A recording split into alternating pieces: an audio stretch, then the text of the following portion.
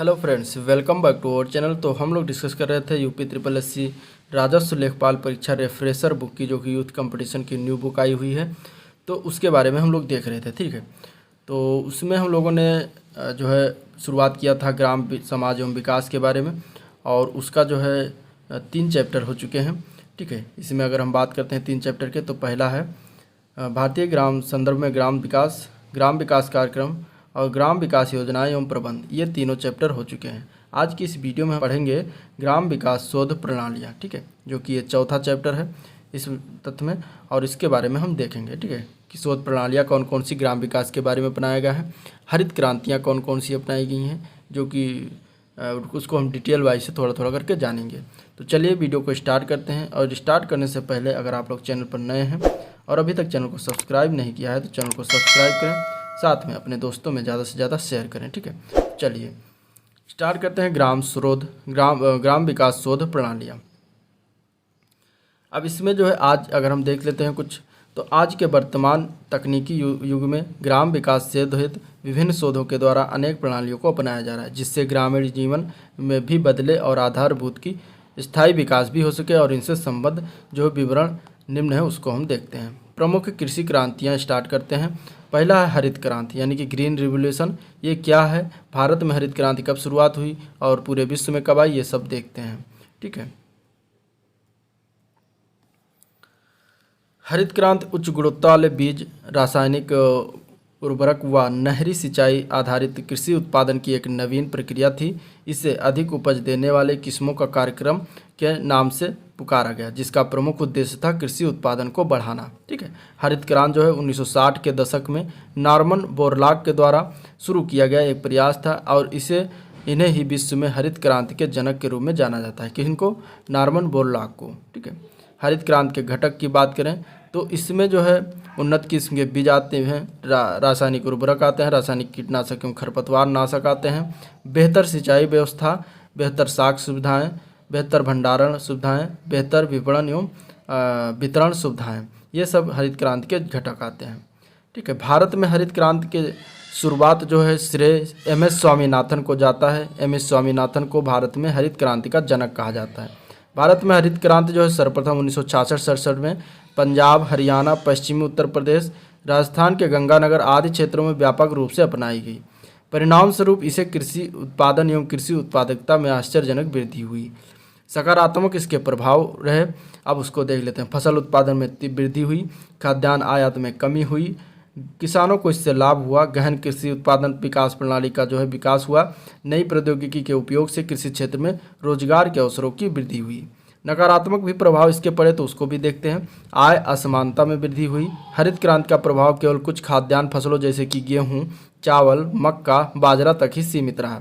रसायनों के अत्यधिक उपयोग से मृदा की उर्वरा शक्ति में ह्रास आई और जल, मृदा, वायु प्रदूषण में वृद्धि हुई, ठीक है। तो ये सारी चीज़ें नकारात्मक प्रभाव भी रहे हरित क्रांति के आने से। भारत में फिर द्वितीय हरित क्रांति आई 1990 के दशक में। भारत में द्वितीय हरित क्रांति की अवधारणा का विकास हुआ और इसे सदाबहार क्रांति यानी कि एवरग्रीन रिवोल्यूशन भी कहा गया। प्रथम हरित क्रांति से भिन्न इसमें सभी फसलों एवं कृषि उत्पादों को शामिल किया गया। द्वितीय हरित क्रांति में फसल विविधता, उपयुक्त फसल प्रतिरूप, फसल प्रबंधन, पौधों का मृदा संरक्षण आदि विषयों को समाहित किया गया। जैव उर्वरकों और जैव कीटनाशकों के प्रयोग पर जो है बल दिया गया। इसके बाद इसमें कमियां और समस्याएं क्या रही उसको देख लेते हैं। तो हरित क्रांति की कुछ प्रमुख कमियां और समस्याओं को निम्न रूप से देखा जा सकता है। हरित क्रांति का प्रभाव कुछ विशेष फसलों तक ही सीमित रहा, जैसे कि गेहूँ, ज्वार, बाजरा। व्यापारिक फसलें इससे अप्रभावित रहीं, ठीक है। पूंजीवादी कृषि को बढ़ावा मिला। इसमें उर्वरक, सिंचाई, कृषि यंत्र आदि आगतों पर भारी मात्रा में निवेश करना पड़ता है। भारी निवेश करना छोटे तथा मध्यम श्रेणी के किसानों की क्षमता से बाहर है। इस तरह हरित क्रांति से लाभ उन्हीं किसानों को रहा है जिनके पास निजी पंपिंग सेट, ट्रैक्टर, नलकूप आदि कृषि यंत्र हैं। और इसकी बात करें तो आवश्यक सुविधाओं का अभाव रहा। हरित क्रांति की सफलता के लिए आवश्यक सुविधाओं यथा सिंचाई व्यवस्था, कृषि साख, आर्थिक जोत, सस्ते आगतों आदि के अभाव में कृषि विकास के क्षेत्र में वांछित सफलता प्राप्त नहीं हो पा रही है। क्षेत्रीय असंतुलन भी इसका कारण रहा है। हरित क्रांति का प्रभाव पंजाब, हरियाणा, उत्तर प्रदेश, महाराष्ट्र, तमिलनाडु आदि राज्यों के ही सीमित हैं। इसका प्रभाव संपूर्ण देश में न फैलने के कारण देश का संतुलित रूप से विकास नहीं हो पाया। तो ये था हरित क्रांति के बारे में। अब देखते हैं नीली क्रांति, जिसको ब्लू रिवोल्यूशन कहा जाता है। भारत में नीली क्रांति की शुरुआत कब हुई? तो भारत में नीली क्रांति की शुरुआत 1985 से 90 के मध्य हुई। नीली क्रांति का संबंध जो है मछली पालन तथा समुद्री उत्पादकों में वृद्धि से है। ठीक है, भारत में नीली क्रांति के जनक के रूप में अरुण कृष्णन एवं हीरा लाल चौधरी को जाना जाता है। नीली क्रांति को बढ़ावा देने के लिए सरकार ने फिश फार्मर्स डेवलपमेंट एजेंसी की स्थापना की। नीली क्रांति के दौरान एक्वाकल्चर का विकास हुआ, जिसके अंतर्गत मछली पालन, मछली प्रजनन, मछली विपणन और मछली निर्यात में सुधार हुआ। इस क्रांति के फलस्वरूप झींगा मछली के उत्पादन में अत्यधिक वृद्धि हुई। आंध्र प्रदेश के नेल्लौर जिले को भारत के झींगा मछली की राजधानी कहा जाता है। इस क्रांति के परिणाम स्वरूप मछली उत्पादन में भारत चीन के बाद दूसरा सबसे बड़ा उत्पादक देश बन गया है। इसके बाद हुआ पीली क्रांति, येलो रिवोल्यूशन। तो ये क्या है, इसके बारे में जानते हैं। 1986-87 में खाद्य तेल, विशेष रूप से सरसों और तिल के बीज के उत्पादन को बढ़ाने और आत्मनिर्भरता प्राप्त करने के लिए भारत में पीली क्रांति की शुरुआत हुई। सैम पित्रोदा को जो है भारत में पीली क्रांति के जनक के रूप में जाना जाता है। ठीक है, पीली क्रांति में जो है 9 तिलहनों को लक्षित करती है। इसमें जौ, मूंगफली, सरसों, सोयाबीन, कुसुम, तिल, सूरजमुखी, नाइजर, अलसी और अरंडी ये पीली क्रांति के तहत फसलें आती हैं। इस क्रांति के तहत जो है तिलहन प्रौद्योगिकी मिशन 1986 में शुरू किया गया और आधुनिकी तकनीक और उच्च किस्म के संकर बीजों का उपयोग किया गया। इस मिशन में 23 राज्यों के कुल 337 जनपदों को शामिल किया गया। ठीक है, क्रांति के शुरू होने पर भारत में तेल का उत्पादन लगभग 12 मिलियन टन था, जो 10 वर्षों में लगभग दोगुना होकर 24 मिलियन टन हो गया। भारत में राजस्थान सबसे अधिक तिलहनी फसलों का उत्पादन करने वाला राज्य है। अब देखते हैं सुनहरी क्रांति के बारे में, गोल्डन रेवोल्यूशन। इसके बारे में बात करते हैं। तो भारत में बागवानी जो है शहद और फलों के उत्पादन में वृद्धि के उद्देश्य से विशेष रूप से सेब के उत्पादन में वृद्धि के लिए स्वर्ण क्रांति की शुरुआत हुई। इस क्रांति की अवधि थी 1991 से 2003 तक। भारत में निरपक टूटेज को सुनहरी क्रांति का जनक माना जाता है। ठीक है, 1991 से लेकर 2003 के मध्य स्वर्ण क्रांति के तहत बागवानी क्षेत्र में नियोजित निवेश से बागवानी फसलों के उत्पादन में अभूतपूर्व वृद्धि हुई। परिणाम स्वरूप पिछले दशक में बागवानी के क्षेत्र में 2.7% वार्षिक दर से तथा वार्षिक उत्पादन में 7% की दर से वृद्धि हुई। इस क्रांति के परिणाम स्वरूप आम, केला, नारियल आदि फसलों में उत्पादन में वृद्धि हुई। ठीक है, वर्तमान में फलों और सब्जियों के उत्पादन में विश्व में दूसरा स्थान भारत का है। प्रभाव इससे क्या हो, तो अधिक रिटर्न देने वाली फसलों पर ध्यान केंद्रित किया गया, जिससे फसल के पैटर्न में बदलाव आया। खेती के तकनीकी में सुधार हुई। बागवानी क्षेत्र अस्थायी आजीविका प्रदान करने वाले क्षेत्र के रूप में उभरा। इसके बाद आती है गोल क्रांति। गोल क्रांति की बात करते हैं तो भारत में आलू 16वीं सदी में पुर्तगाल से लाया गया था। ठीक है, आज़ादी के बाद 1970 के दशक में आलू उत्पादन को बढ़ाने के लिए आलू क्रांति की शुरुआत हुई, जिसे गोल क्रांति की उपमा प्रदान की जाती है। केंद्रीय आलू अनुसंधान संस्थान जो शिमला में जो स्थापित है, उसके द्वारा विकसित प्रौद्योगिकियों और रोग निरोधी किस्मों के परिणाम स्वरूप भारत में आलू क्रांति संभव हुई। इस क्रांति के तहत आलू उत्पादन को तीव्र गति प्रदान करने में वर्ष 1971 में अखिल भारतीय समन्वित आलू सुधार परियोजना भी शुरुआत की गई।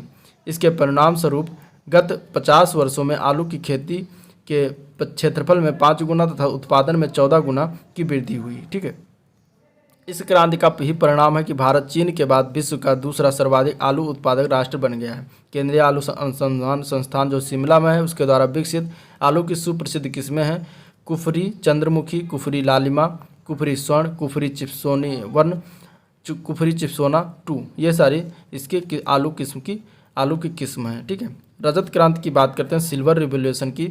तो भारत में मुर्गियों द्वारा अंडा तथा मांस की उत्पादकता अत्यंत कमी है। इस स्थिति को सुधार या उत्पादकता बढ़ाने के उद्देश्य से देश में 5 कुक्कुट फार्म की स्थापना किया गया, बेंगलुरु, मुंबई, भुवनेश्वर, दिल्ली और शिमला में। इसके बाद इन फर्मों में जो है उन्नत किस्म की मुर्गियां संस्करण हेतु आयात की गई, जिसके परिणाम स्वरूप देश में अंडा उत्पादन, मुर्गियों की उत्पादकता में सुधार हुआ, जिसे रजत क्रांति की उपमा दी जाती है। भारत में रजत क्रांति के जनक के रूप में इंदिरा गांधी को जाना जाता है। देश में 2019-20 के दौरान 114 बिलियन अंडों का उत्पादन हुआ। भारत विश्व में अंडा उत्पादन में चीन, संयुक्त राज्य अमेरिका के बाद तीसरा स्थान है भारत का। अंडों की प्रतिवर्ष अथवा व्यक्ति उपलब्धता जो है 2019-20 में 86 थी। ठीक है, इसके बाद इंद्रधनुषी क्रांति की बात करते हैं, रेनबो रिवोल्यूशन की बात करते हैं। तो इसमें देखिए क्या क्या हुआ चीज़ें वो देखते हैं। जुलाई 2000 में जो है नई राष्ट्रीय कृषि नीति की घोषणा की गई और नई कृषि नीति का वर्णन इंद्रधनुषी क्रांति के रूप में किया गया है, जिसमें सभी प्रत्यक्ष या अप्रत्यक्ष रूप से देश के कृषि क्षेत्र में आई विभिन्न क्रांतियों यथा हरित, श्वेत, पीली, नीली, लाल, सुनहरी, गुलाबी, भूरी, धूसर, रजत एवं खाद्यान्न सभी क्रांतियों का एकीकरण शामिल है। इसी को जो है इंद्रधनुषी अथवा सतरंगी क्रांति कहा गया है। ठीक है, उद्देश्य क्या थे इसके, तो पर्यावरण स्थिरता और संसाधनों की स्थिरता को बनाए रखने के लिए कृषि पद्धतियों में सुधार करना, पंजाब और हरियाणा जैसे जल संकट वाले क्षेत्रों में फसल विविधीकरण, कृषि प्रौद्योगिकियों के अनुसंधान और विकास में निवेश करना, कृषि में रसायनों के उपयोग को कम करने के लिए शून्य बजट प्राकृतिक खेती अथवा जैविक खेती को बढ़ावा देना। इसके प्रभाव क्या रहे, तो यह नीति सर्वोत्तम उत्पादों के उत्पादन के लिए सहयोग कर रही है और उपभोक्ताओं को बेहतर आपूर्ति सुनिश्चित कर रही है। पर्यावरण स्थिरता के साथ साथ संसाधनों का विकास भी संभव हुआ है। जल संचयन, वर्षा जल संचयन जैसी प्रथा को अनिवार्य किया गया है। मृदा परीक्षण तकनीकी, कृषि प्रौद्योगिकियों में सुधार संभव हुआ है। यह नीति जो है किसानों को उनके विकास और विकास के लिए सरकार की विविध योजनाओं और कार्यक्रमों के बारे में सूचित करती है। उत्पादों की आवाजाही पर बिना किसी प्रतिबंध के किसानों के लिए उचित बाजार सुविधाएं सुनिश्चित करता है। अब देखते हैं श्वेत क्रांति के बारे में। व्हाइट रिवोल्यूशन क्या है और किससे संबंधित है।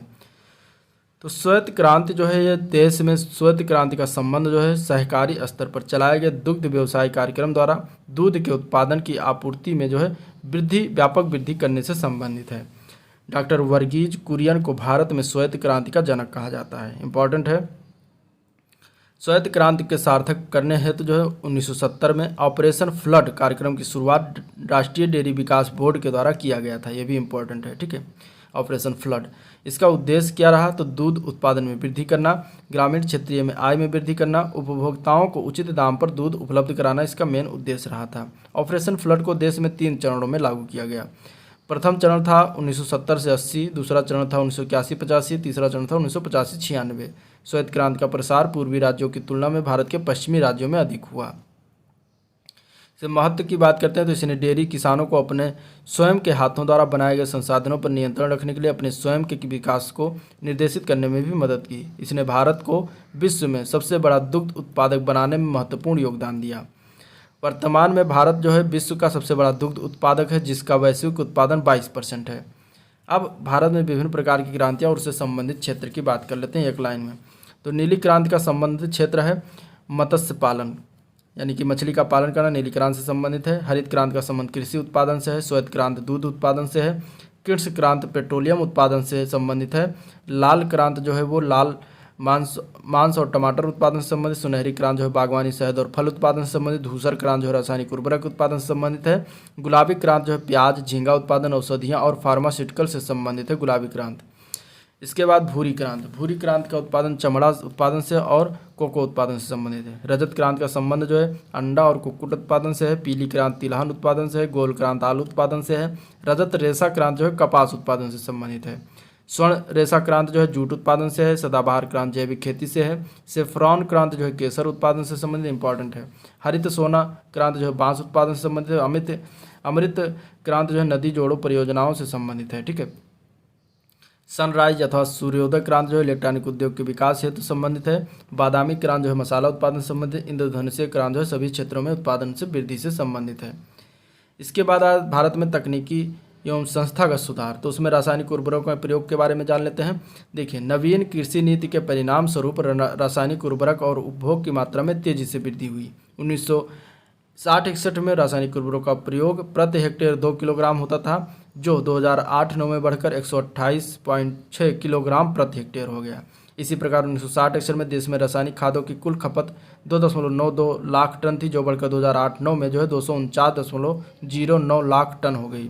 सिंचाई सुविधाओं का विकास हुआ। 1951 में देश में कुल सिंचाई क्षमता जो है 223 लाख हेक्टेयर थी, जो बढ़कर 2008-9 में जो है 1073 लाख हेक्टेयर हो गई। देश में 1951 में कुल सिंचित क्षेत्र 210 लाख हेक्टेयर था, जो 2008-9 में जो है 673 लाख हेक्टेयर हो गया। ठीक है।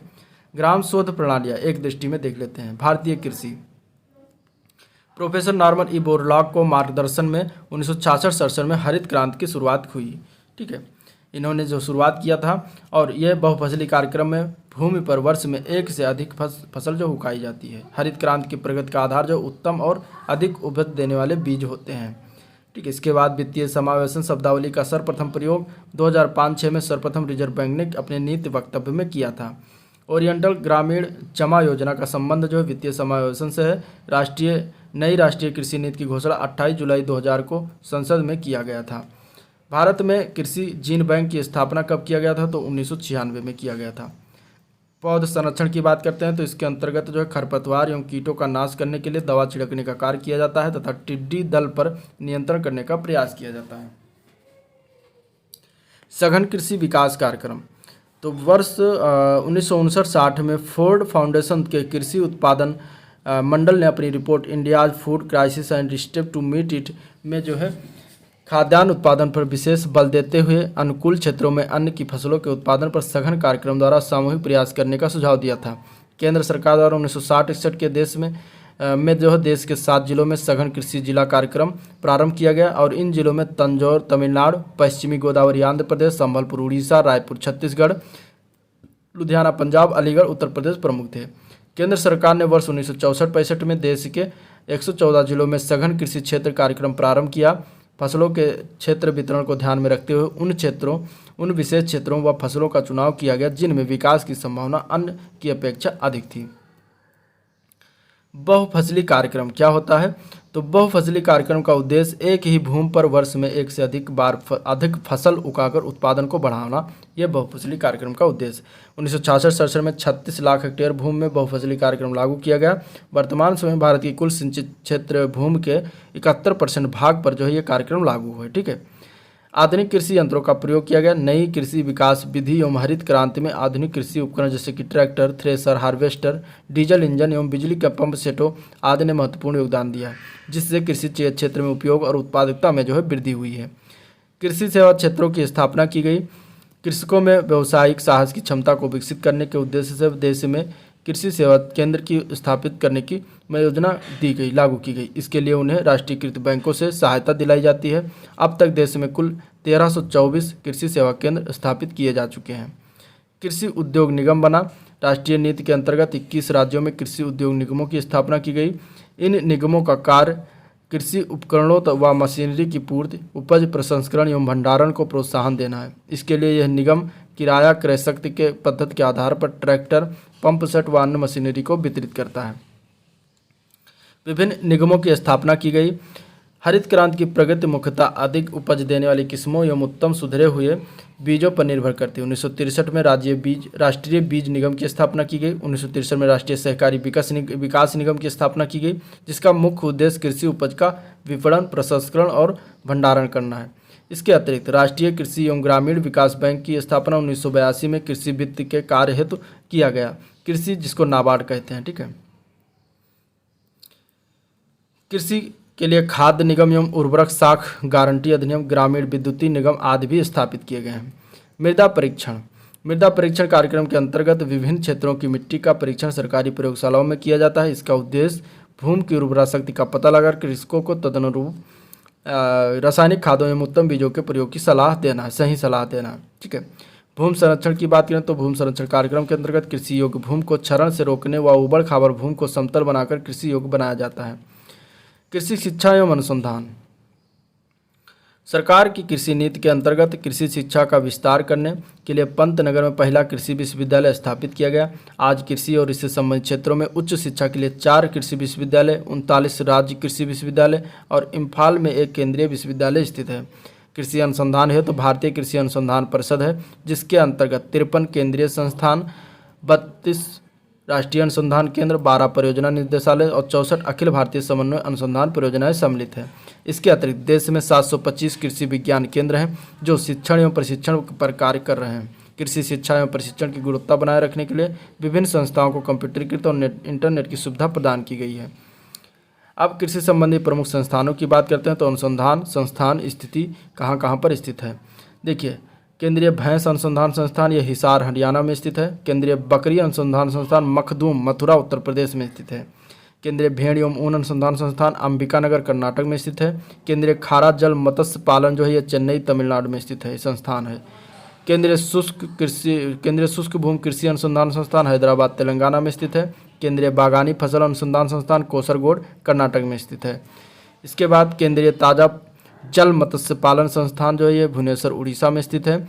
मखाना विकास शोध संस्थान जो है दरभंगा बिहार में स्थित है। केंद्रीय आम संस्थान शोध संस्थान लखनऊ उत्तर प्रदेश में है। केंद्रीय औषधि एवं सुगंधित पादप संस्थान जो है लखनऊ उत्तर प्रदेश में स्थित है। केंद्रीय जूट तकनीकी शोध संस्थान जो है कोलकाता पश्चिम बंगाल में है। केंद्रीय नारियल शोध संस्थान जो कोसरगोड कर्नाटक में है। केंद्रीय तंबाकू शोध संस्थान राजमुंद्री आंध्र प्रदेश में है। केंद्रीय चावल शोध संस्थान कटक ओडिशा में है। केंद्रीय गन्ना प्रजनन संस्थान कोयम्बटूर तमिलनाडु में है। केंद्रीय शाक भाजी प्रजनन केंद्र कुल्लू हिमाचल प्रदेश में है। केंद्रीय शुष्क प्रदेश शोध संस्थान जो जोधपुर राजस्थान में है। केंद्रीय पादप संग्रहालय शिवपुर कोलकाता में है। केंद्रीय आलू शोध संस्थान शिमला हिमाचल प्रदेश में है। केंद्रीय औषध शोध संस्थान लखनऊ उत्तर प्रदेश में है। केंद्रीय खाद्य तकनीकी शोध संस्थान मैसूर कर्नाटक में है। राष्ट्रीय मांस अनुसंधान केंद्र जो है इज्जतनगर रायबरेली में है। राष्ट्रीय डेयरी अनुसंधान संस्थान करनाल हरियाणा में है। राष्ट्रीय शर्करा अनुसंधान संस्थान कानपुर उत्तर प्रदेश में है। वन शोध संस्थान देहरादून उत्तराखंड में है। फल शोध संस्थान सबौर भागलपुर बिहार में है। राष्ट्रीय जैविक प्रयोगशाला जो है ये पालमपुर हिमाचल प्रदेश में है। कपास तकनीकी शोध प्रयोगशाला जो है माटुंगा मुंबई में है। आलू विकास और शोध संस्थान बिहार शरीफ में है। चावल विकास एवं शोध संस्थान आरा बिहार में है। भारतीय कृषि अनुसंधान संस्थान नई दिल्ली में है। राष्ट्रीय कृषि अनुसंधान परिषद जो है ये भी नई दिल्ली में है। भारतीय वनस्पतिक सर्वेक्षण संस्थान जो है ये कोलकाता पश्चिम बंगाल में है। भारतीय वनस्पति शोध संस्थान कानपुर उत्तर प्रदेश में है। भारतीय जूट निगम कोलकाता पश्चिम बंगाल में है। भारतीय दलहन अनुसंधान संस्थान कानपुर उत्तर प्रदेश में है। भारतीय घास क्षेत्र एवं चारा अनुसंधान संस्थान केंद्र जो है ये झांसी उत्तर प्रदेश में है। लीची विकास एवं शोध संस्थान मुजफ्फरपुर बिहार में है। टसर सिल्क विकास केंद्र जो है भागलपुर बिहार में है। रबड़ अनुसंधान संस्थान कोट्टायम केरल में है। चाय अनुसंधान संस्थान जोरहाट असम में है। रेशम अनुसंधान संस्थान मैसूर कर्नाटक में है। कृषक भारतीय कोऑपरेटिव लिमिटेड किर्भको फरीदाबाद हरियाणा में है। कपास अनुसंधान संस्थान जो है मुंबई महाराष्ट्र में है। राजकीय मृदा संरक्षण एवं भूमि उपयोग ब्यूरो जो है नई दिल्ली में है। भारतीय गन्ना अनुसंधान संस्थान लखनऊ उत्तर प्रदेश में है। उत्तर प्रदेश कृषि अनुसंधान परिषद जो है लखनऊ उत्तर प्रदेश में है। उत्तर प्रदेश गन्ना शोध परिषद जो है ये शाहजहाँपुर में उत्तर प्रदेश में है। रेशम अनुसंधान विकास केंद्र जो है गोंडा सोनभद्र और औरैया जिला उत्तर प्रदेश में 3 जिलों में है। केंद्रीय आलू संधान संस्थान मेरठ उत्तर प्रदेश में है। पान अनुसंधान प्रशिक्षण केंद्र जो है ये महोबा उत्तर प्रदेश में है। लाल बहादुर शास्त्री गन्ना किसान विकास केंद्र लखनऊ उत्तर प्रदेश में है। राष्ट्रीय जैन उर्वरक विकास संस्थान गाजियाबाद उत्तर प्रदेश में है। ठीक है। कृषि निर्यात जोन आगरा निर्यात जोन में जो है आलू उत्पाद है से संबंधित है और इसमें शामिल जनपद आगरा हाथरस मेरठ और फर्रुखाबाद कन्नौज।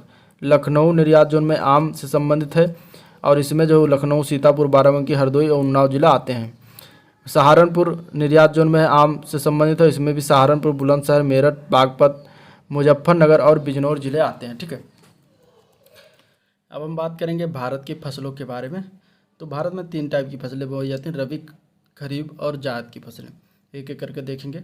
रबी की फसल जो होती है वो इसकी बुआई अक्टूबर महीने में की जाती है और अक्टूबर नवंबर महीने में होती है। ठीक है। कटाई इसकी 4 मार्च से लेकर अप्रैल में बीच में जो है कटाई करी जाती है।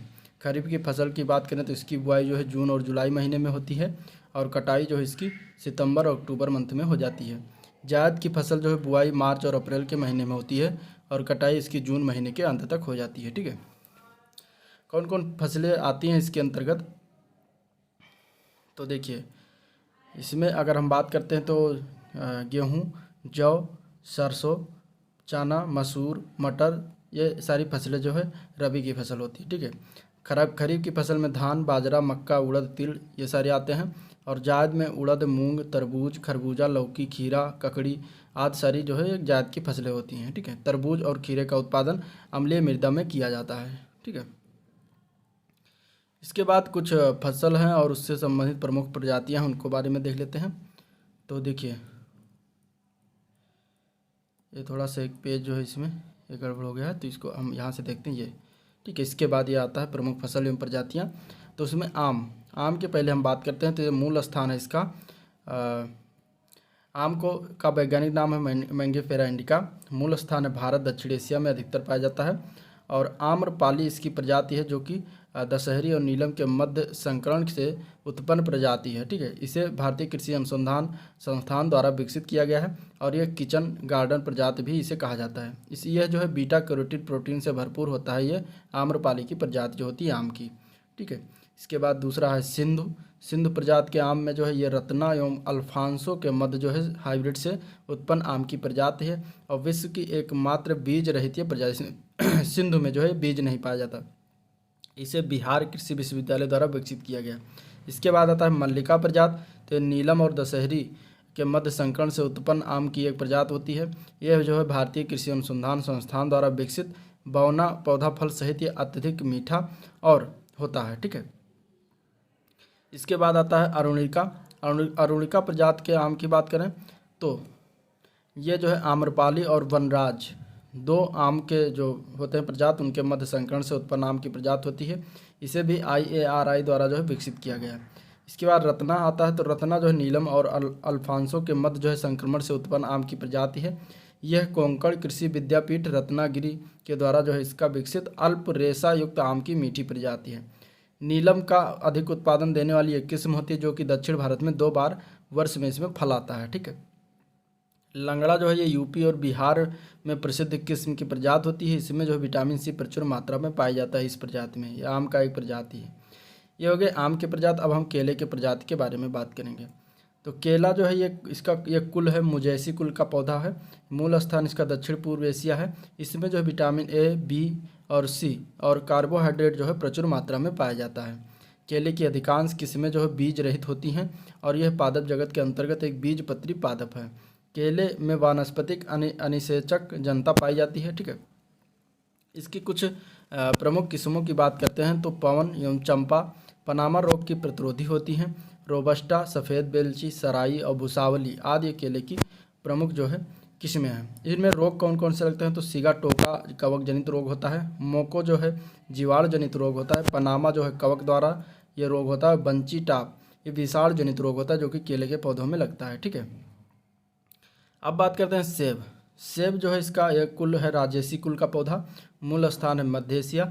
ये शीतोष्ण जलवायु पौधा है और ये असत्य फल के अंतर्गत आता है सेब। ठीक है, प्रमुख किस्मों की बात करें तो रेड एवं गोल्डन डेलिशियस यानी कश्मीरी क्षेत्र में जो पाया जाता है, Benoni, Ambri, American trail, red एस्पर, रेड चीफ, हार्डीमैन आदि जो है ये सेब के प्रमुख प्रजातियां हैं। ठीक है, सेब के रोपण के लिए जो है समय 10% परागकर्ता किस्म के सेब के पौधों को लगाना जरूरी है। यह रोपण के 5 से 6 वर्ष बाद फलना शुरू करते हैं। ठीक है, इसके बाद इसमें रोग जो लगता है एप्पल स्कैब यानी कवक जनित रोग लगता है। हानिकारक कीट जो होता है वो San Jose scale, woolly, apple maggot, green fruit worm और ब्लैक रॉट और फायर ब्लीट आदि जो है इसमें रोग लगते हैं। ठीक है, अब बात करेंगे पपीता। पपीता जो है ये कैरिकेसी कुल का पौधा होता है। इसका मूल स्थान मैक्सिको है। ठीक है, इसमें प्रमुख किस्में हैं पूसा मेजेस्टी, पूसा ज्वाइंट, पूसा नन्हा, Honey due, Pusa delicious, Coorg green, Pusa dwarf आदि जो है इसके क्या कहते हैं प्रजातियां हैं, किस्में हैं। पेपेन एक एंजाइम होता है जिसे कच्चे पपीते के दूध को सुखाकर प्राप्त किया जाता है और इसका उपयोग जो है दवाओं के निर्माण में किया जाता है। अब अमरूद की बात करते हैं तो अमरूद जो है यह मिर्टेसी कुल का पौधा होता है। मूल स्थान इसका मैक्सिको और दक्षिण अमेरिका है। इसमें विटामिन सी की पर्याप्त मात्रा के कारण इसे गरीबों का सेब कहा जाता है। उत्तर प्रदेश का इलाहाबाद और प्रयागराज क्षेत्र उत्तम अमरूद के लिए उत्पादन हेतु प्रसिद्ध है। इसमें प्रमुख किस्में की बात करें तो इलाहाबादी सफ़ेदा, लखनऊ 49 सरदार, चित्तीदार, सेबनुमा अमरूद, अर्का मृदुला, इलाहाबादी सुरखा, रेड फ्लैश, पूसा सौम्य आदि जो इसके प्रमुख प्रजातियाँ हैं। नींबू वर्गीय फल जो है ये रूटेसी कुल का पौधा है। इसका मूल स्थान दक्षिण एशिया है। ये समशीतोष्ण जलवायु के पौधे हैं। इस वर्ग के फलों में जो है मंदारिन, संतरा, स्वीट लाइम मीठा नींबू, स्वीट ऑरेंज, माल्टा, लेमन लाइम नींबू, खट्टा नारंगी, सिट्रॉन, तुरंज आदि जो है इसकी प्रजातियां आती हैं। ठीक है, ये अम्लीय मृदा में अच्छी तरह वृद्धि करते हैं। नागपुर क्षेत्र काली मृदा होने के कारण जो है ये क्षेत्र नींबू वर्गीय फलों के लिए उत्पादन के लिए उपयुक्त है। विटामिन सी प्रजातियों में ये सभी प्रजातियों में पाया जाता है। ठीक है, मॉलिब्डेनम की कमी से जो है नींबू में येलो स्पॉट डिसऑर्डर रोग हो जाता है। ठीक है, इसके बाद अंगूर की किस्मों की बात करें तो पूसा बीज रहित, सुंदरता बीज रहित, पूसा नौरंग, पूसा उरूसी, शरद बीज रहित आदि जो इसके प्रजातियां हैं। अंगूर की किशमिश बनाने वाली जो किस्में हैं वो है थॉमसन सीडलेस। ये जो है सीडलेस, थॉमसन सीडलेस से किशमिश बनाया जाता है। विश्व के आधे किशमिश का उत्पादन हेतु यही पेड़ जिम्मेदार है। उच्च मात्रा में इसमें शुगर पाया जाता है। ब्लैक कॉरिंथ, फिएस्टा तथा सुल्ताना आदि दूसरी अन्य किस्मों से भी किशमिश का उत्पादन किया जाता है। शराब बनाने वाली किस्में कौन कौन सी हैं तो उसको देख लेते हैं। साविग्नोन ब्लैंक, काबरनेट, पीनाट नायर, ग्रेनचाले, मालबेक, मैरलोट, ये मुख्यतः बीज वाले तथा मोटे छिलके वाले होते हैं मैरलोट। ठीक है। बेंगलुरु ब्लू, ये वर्ष में 2 बार फल देने वाली किस्म होती है। अब बात करते हैं आंवला की। तो आंवला की उन्नत किस्मों की बात करें तो कंचन है, कृष्णा है, बनारसी नरेंद्र 10 है, NH6 है, NH7 आदि जो है इसके आंवला की उन्नत किस्में हैं। आंवला जो है विटामिन सी का समृद्ध स्रोत है। अब आम के कुछ प्रजाति हैं, उनको एक लाइन में देख लेते हैं। दशहरी, लंगड़ा, गुलाब खास, सुरखा, मलिहाबादी, ये आम के प्रजाति हैं। पपीता के जो है पूरा, नन्हा, वाशिंगटन, ये पपीता के हैं। तरबूज के शुगर बेबी, झुरका ज्योत, ये हैं। अमरूद के सफ़ेदा, हाफजी, इलाहाबादी सफ़ेदा और ललित याद रखना इंपॉर्टेंट है, और सुर्ख, ये अमरूद के प्रजातियां हैं। लीची की जो है अलीबेदाना, स्वर्णरूप, या लीची की प्रजातियां हैं। संतरा के नागपुरी, किन्नौर, खादी, ये तीनों मुख्य प्रजातियां हैं। केला की मुख्य प्रजातियों में अल्फान, मालभोग, अघेसर, दूध सामर आदि प्रजातियां हैं। आलू में कुफरी बहार, चिप्सोना आदि प्रजातियां आती हैं। इसके बाद अदरक में नदिया, सुप्रभा, सुरुचि। आंवला में जो है कंचन, कृष्ण, बनारसी। पान में महोबा, देशवारी, कलकतिया, कपूरी, मगही, सोफिया, रामटेक। मैंथा व शिवाला की बात करें तो हिमालय, गोमती, कोसा, मेंग, स्पाइकाइका, ये सारे जो है मैंथा के प्रजाति हैं। महत्वपूर्ण फसलें एवं उन्नत किस्म की बात करते हैं। गेहूँ की उन्नत किस्म की बात करें तो सोनालिका, क्रांति, कल्याण, सोना, ये 2 आती हैं। चावल में उन्नत किस्म की बात करें तो इसमें प्रजातियां हैं जया, पद्मा, पंकज, बाला, रत्ना, हेमा, हमसा, साबरमती आदि आते हैं। जौ की बात करें तो अंबर, क्लीपर, RD 137, RD 57 आदि आते हैं। ज्वार की बात करें तो स्वर्ग, CSB 2, CSB 6 आते हैं। मक्का की बात करें तो गंगा 101, VL 54, रणजीत, हिम 123, जवाहर, दक्कन आदि मक्का की प्रजातियां आती हैं। बाजरा की बात करें तो पूरा मोती, ताल बिंद्रो, ICM B 155, सरसों एवं तोरिया संगम, टाइप 9, टाइप 36, M27, B 54 आदि आते हैं। गन्ना में जो है को 1148, को 1158, BO 99 आते हैं। अरहर की बात करें तो बहार 1228, बसंत नंबर 1234 और NP 15 आती हैं। मूंग की बात करें तो मोहिनी, जवाहर 45, शीला, अमृतपंत, मूंग। चना की बात करें तो अजय, अतुल, गौरव, उज्जैन 21, पूसा 2209, ये सारे चना की प्रजातियाँ हैं। सिंचाई योजनाओं के प्रकार की बात करें तो देखिए सिंचाई प्रणाली जो होती है वो 3 प्रकार की होती है। बड़ी सिंचाई परियोजना, मध्यम सिंचाई परियोजना और छोटी सिंचाई परियोजना। बड़ी सिंचाई परियोजना में जो होता है वो 10,000 हेक्टेयर से अधिक कृषि भूमि को कहा जाता है। मध्यम में 2,000 हेक्टेयर से 10,000 हेक्टेयर तक की कृषि भूमि होती है, और छोटी में जो है 2,000 हेक्टेयर तक की कृषि भूमि होती है। ठीक है। इसके बाद बृहद सिंचाई योजना में जो है उन सिंचाई योजनाओं को कार्यक्रमों को सम्मिलित किया जाता है जिनके अंतर्गत 10,000 हेक्टेयर से अधिक कृषि योग्य क्षेत्र आता है। इस वर्ग में नहरें और बहुउद्देशीय योजनाएं सम्मिलित हैं। मध्यम सिंचाई योजना की बात करें तो उसमें जो है सिंचाई योजनाओं को सम्मिलित किया जाता है जिनके अंतर्गत कृषि योग्य क्षेत्र 2,000 हेक्टेयर से अधिक किंतु 10,000 हेक्टेयर से कम हो। देश में विकसित छोटी नहरें इसी वर्ग की सिंचाई की योजनाओं का उदाहरण है। इसके बाद लघु सिंचाई योजना में उन सिंचाई योजनाओं को सम्मिलित किया जाता है जिनका कृषि योग्य 2,000 हेक्टेयर से या उससे कम हो। इसमें कुएँ, तालाब, छोटी छोटी नहरों को सम्मिलित किया जाता है। ठीक है। सिंचाई के प्रकार की बात करें तो एक नज़र में देख लेते हैं। देखिए सिंचाई के प्रकार में देखें तो स्थानीय सिंचाई, नहर सिंचाई, तालाब सिंचाई, ड्रिप सिंचाई, कुआँ रेहट सिंचाई, बेसिन द्रोणी सिंचाई, सतही सिंचाई। इसके बाद फव्वारा सिंचाई। फव्वारा सिंचाई और ड्रिप सिंचाई जो है ये सूक्ष्म सिंचाई प्रणाली के नाम से भी जाने जाते हैं। ठीक है। छिड़काव सिंचाई। छिड़काव सिंचाई की बात करें तो इस विधि द्वारा हवा में फव्वारे के रूप में पानी का छिड़काव किया जाता है जो मैदा की सतह पर कृत्रिम वर्षा के रूप में पहुँचता है। छिड़काव सिंचाई की विधि द्वारा जो है पानी के लगभग 30 से 70% तक बचत होती है, और ये विधि जो है रेतीली मृदा, ऊंची निर्दिष्ट जमीन जहाँ पर पानी की उपलब्धता कम है वहाँ पर उपयोग की जा सकती है। इस विधि के द्वारा जो है कपास, मूंगफली, तंबाकू, पुष्प आदि फसलों की सिंचाई की जाती है। रेगिस्तानी इलाकों के लिए छिड़काव सिंचाई सर्वोत्तम विधि से रूप में जो है इसको संस्कृत की गई है। भारत में कृषि गणनाएँ देख लेते हैं। तो कृषि गणनाएँ जो बात करें तो अगर प्रथम कृषि गणना कब हुई थी तो प्रथम कृषि गणना हुई थी 1970-71 में। ठीक है। द्वितीय हुई थी 76-77 में। तीसरी हुई थी 80-81, चौथी हुई थी 85-86, पाँचवीं हुई थी 90-91, छठी हुई थी 95-96, सातवीं हुई थी 2000-2001। ठीक है। इसके बाद लास्ट की बात करें तो 2015-16 में हुई है कृषि गणना। इसके बाद पशुपालन। देश की अर्थव्यवस्था में कृषि एवं पशुपालन का अहम योगदान है। सकल घरेलू कृषि उत्पादन में जो है पशुपालन का 28 से 30% सराहनीय योगदान है। छोटे किसान, सीमांत किसान, भूमिहीन जिनके पास फसल उगाने और पशु पालने के अवसर सीमित हैं, उनके लिए छोटे पशुओं जैसे भेड़, बकरियां, सूअर, मुर्गी पालन रोजी रोटी का साधन एवं गरीबी के निपटने के आधार है। उत्तर प्रदेश में पशुपालन की बात करें तो उत्तर प्रदेश की ग्रामीण अर्थव्यवस्था को उन्नत बनाने के लिए पशुपालन का विशेष योगदान है। पशुधन के विकास में 4 प्रमुख विभागों के नाम काम किए जा रहे हैं। पशु प्रजनन विभाग, दूसरा है पशु प्रबंधन विभाग, तीसरा है पशु पोषण विभाग, चौथा है पशु स्वास्थ्य विभाग। ठीक है, इसके बाद अगर हम बात करें तो उत्तर प्रदेश में पशुओं को स्वास्थ्य की अच्छी चिकित्सा सेवा उपलब्ध कराए जाने के लिए 3 पशु चिकित्सा पॉलीक्लिनिक जो कि गोरखपुर, लखनऊ और मुजफ्फरनगर में कार्यरत हैं। उत्तर प्रदेश में केंद्र सरकार के सहयोग से 75% आर्थिक सहयोग से प्रदेश के झांसी जिले के भारी स्थान पर पशु चारा बैंक स्थापित किया गया है।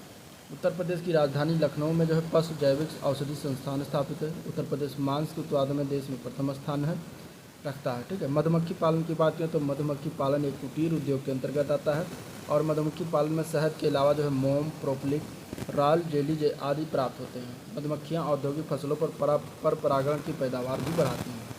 कुक्कुट पालन की बात करें तो उत्तर प्रदेश सरकार द्वारा हाल ही में कुक्कुट पालन को कृषि का दर्जा प्रदान किया गया है।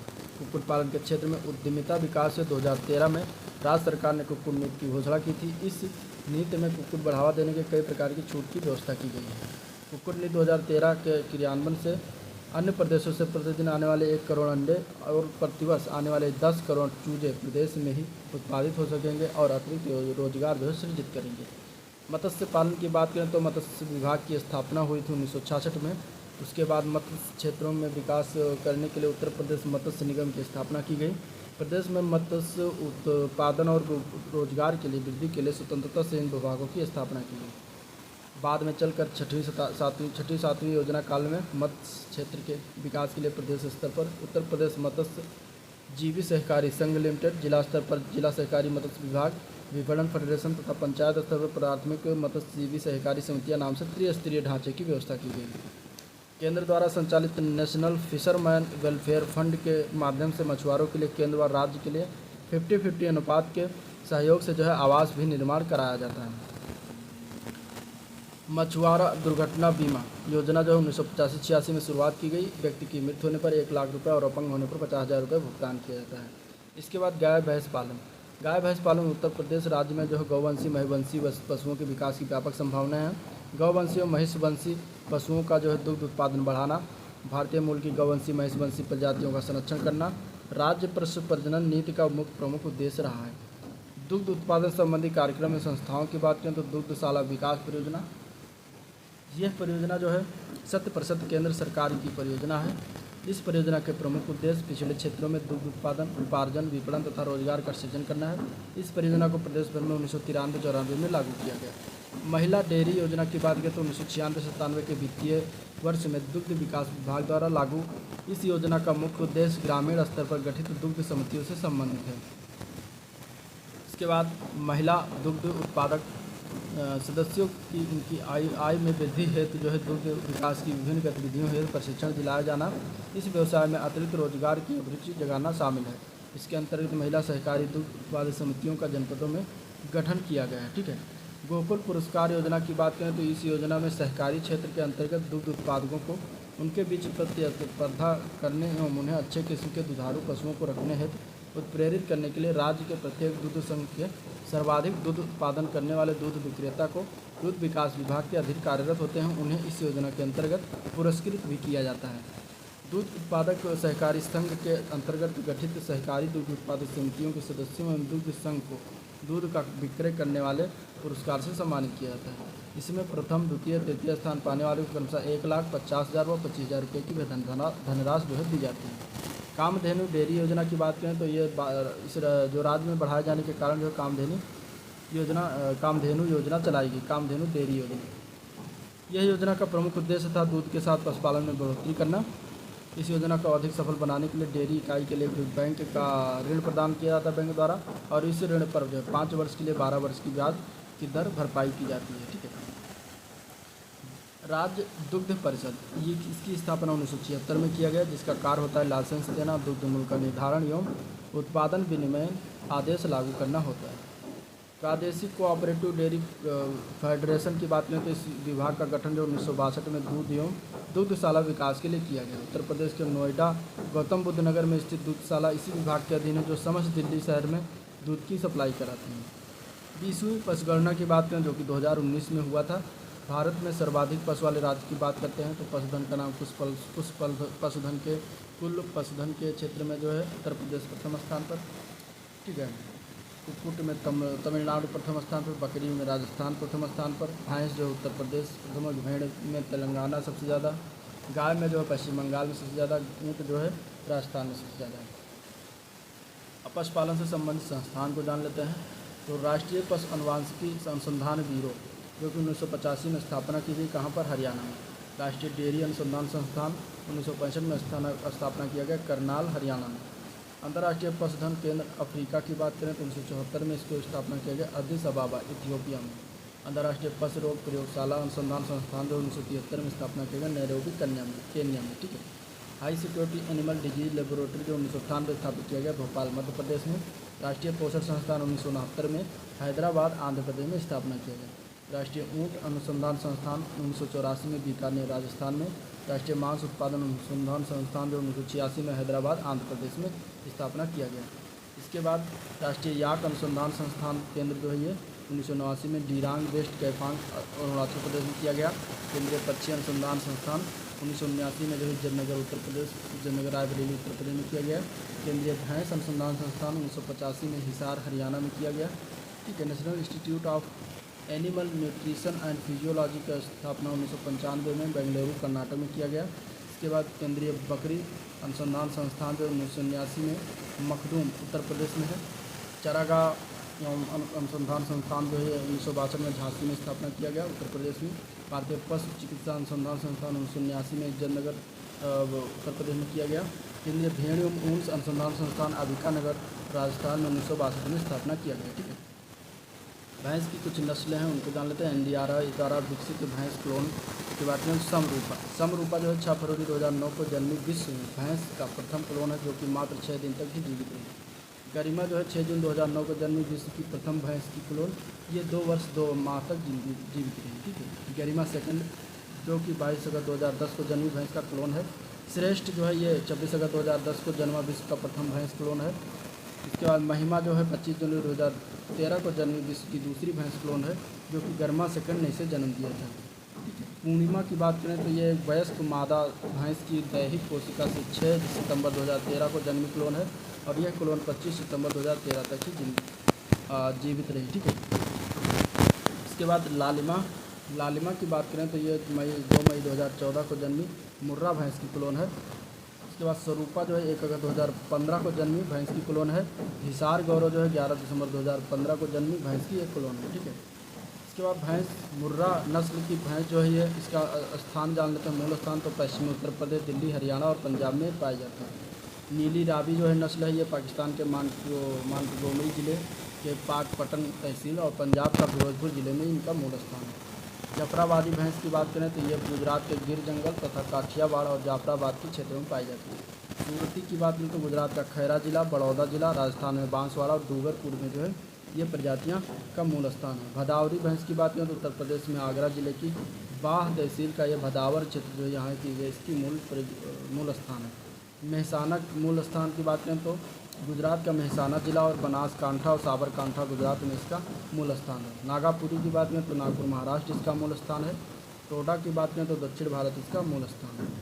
गाय की बात करें तो साहिवाल गाय है जो कि मानगोमरी पाकिस्तान, भारत में नस्ल पंजाब, फिरोजपुर जिला, दिल्ली में, उत्तर प्रदेश में आदि में इसका मूल स्थान पाया जाता है।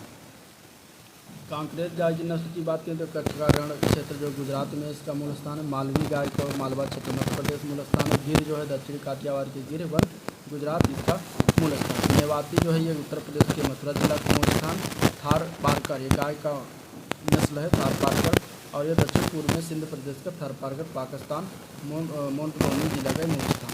ये इंपॉर्टेंट ये पूछा जा चुका है। इसके बाद भेड़ की नस्लों की बात करते हैं तो दूध हेतु कूका, गुरेज, लोही, गुरेज ये आदि जो है दूध के लिए इस्तेमाल किया जाता है, मतलब पाला जाता है। इसके बाद भेड़ की नस्लें मांस के लिए जो होती हैं वो हैं जालौनी, मांडिया, बजीरी, हसन, शाहाबादी, नेल्लोर और जैसलमेरी। इसके बाद ऊन के लिए जो भेड़ पाली जाती है वो मारवाड़ी, भादरवाल, जालौनी, बीकानेरी, दक्कनी, ठीक है। इसके बाद मालपुरा, चोकला, मागरा, बैलारी और काठियावाड़ी सारी ऊन के लिए जो है पाली जाती है, ठीक है। पशुओं से प्राप्त होने वाले मांस की बात करें तो गाय के मांस को बीफ कहा जाता है, भैंस के मांस को बफन कहा जाता है, भेड़ के मांस को मटन कहा जाता है, बकरा के मांस को चैवन कहा जाता है, नवजात बछड़े के मांस को वील कहा जाता है, ठीक है। कुक्कुट या मुर्गी के मांस को टेंडर कहा जाता है, मुर्गी के मांस को चिकन कहा जाता है, सुअर के मांस को पोर्क कहा जाता है। फिर इसके बाद पशुओं में गर्भाकाल और मध्यचक्र तथा मध्यकाल की अवधि की बात करें तो देखिए, गाय का गर्भाकाल अवधि होती है 280 से 281 दिन और 19 से 21 दिन के मध्यचक्र की अवधि होती है। मध्यकाल की अवधि होती है 10 से 24 घंटे, ठीक है। सूअर का जो गर्भाकाल अवधि है 110 दिन, 16 दिन जो इसका मध्यचक्र का अवधि होता है, 1 से 3 घंटे इसका अवधि रहता है मध्यकाल का। इसके बाद भेड़ का होता है 145 से 50 दिन, 21 दिन के मध्यचक्र की अवधि और 1 से 3 घंटे इसका मध्यकाल की अवधि भेड़ और बकरी का। भैंस का जो होता है 307 से लेकर 310 दिन होता है, इसका मध्यकाल का चक्र होता है 21 दिन और घंटे में 12 से 36 घंटे इसका मध्यकाल की अवधि होती है। अब विगत वर्षों की परीक्षाओं में पूछे गए क्वेश्चन के बारे में देख लेते हैं। देखिए, वैज्ञानिक अध्ययन में किसकी प्रधानता होती है तो तर्क की प्रधानता होती है वैज्ञानिक। द ग्रामर ऑफ साइंस पुस्तक के लेखक का नाम क्या है तो उनका नाम है पियर्सन, ठीक है। किसी घटना के बारे में जानकारी प्राप्त करने अथवा नवीन ज्ञान प्राप्त करने से संबंधित अनुसंधान क्या कहलाता है तो वो होता है अन्वेषणात्मक अनुसंधान, ठीक है। किसी वस्तु के घटित होने की आवृत्ति निर्धारित करने के संबंधी अनुसंधान को क्या कहते हैं तो निदानात्मक अनुसंधान कहते हैं। विभिन्न चरों में कारण संबंधों वाली उपकल्पनाओं के परीक्षण संबंधित अनुसंधान को क्या कहा जाता है तो प्रायोगिक अनुसंधान कहा जाता है। अन्वेषणात्मक शोध किसी भी विशेष अध्ययन के लिए प्राकल्पना का निर्माण करने तथा उससे संबंधित अनुभव प्राप्त करने के लिए अनिवार्य जो होता है वो है Hansraj. Design of social research पुस्तक के लेखक कौन है एकॉफ। सामाजिक शोध पर सार जिस तथ्य में निहित होता है वो क्या कहलाता है तो वो सामान्यीकरण कहलाता है। भारत में सर्वप्रथम समाज शास्त्र के अध्ययन की औपचारिक शुरुआत विश्वविद्यालय में हुई थी, वो था बम्बई विश्वविद्यालय। भारत में समाजशास्त्र के लखनऊ स्कूल के प्रणेता कौन है तो वह है राधा कमल मुखर्जी। इसके बाद जब समाज में प्रचलित विचार और मान्यता निरीक्षण के आधार पर भी सत्य प्रतीत होते हैं तो उसे क्या कहते हैं तो उसे अनुभविक प्राकल्पना कहते हैं। किसी सामाजिक शोध से संबंधित एकत्रित की जाने वाली सभी प्रकार की सूचनाओं, प्रमाणों तथा सामग्री क्या कहलाती है तो प्रलेखीय संकलन कहलाती है। किसी घटना के संबंध में परिचय प्राप्त करने के उद्देश्य से बनाई गई सुस्पष्ट अनुसंधान समस्या को क्या कहते हैं तो अन्वेषणात्मक कहे जाते हैं, रिसर्च कहा जाता है, ठीक है। एकीकृत ग्राम विकास कार्यक्रम कब प्रारंभ किया गया तो 1978 में प्रारंभ किया गया। सामाजिक अनुसंधान करने के लिए प्राकल्पना का निर्माण कब किया जाता है तो तथ्यों का एकत्रित करने से पहले किया जाता है, ठीक है। किसी सामाजिक शोध से संबंधित एकत्रित की जाने वाली सभी प्रकार की सूचनाओं, प्रमाणों और सामग्री क्या कहलाती है तो प्रलेखीय संकलन कहलाती है, ठीक है। तो ये था ओवरऑल वीडियो जिसका हम लोगों ने डिस्कस किया चैप्टर 4 का। अगर वीडियो पसंद आया तो लाइक करिए, चैनल को भी सब्सक्राइब करिए, साथ में अपने दोस्तों में ज़्यादा से ज़्यादा शेयर करिएगा, ठीक है। तो आज का ये वीडियो यहीं पर एंड करते हैं। मिलते हैं नेक्स्ट वीडियो में इसी का नेक्स्ट चैप्टर लेकर या इसी का नेक्स्ट टॉपिक लेकर। तो आज के लिए इतना ही, थैंक यू।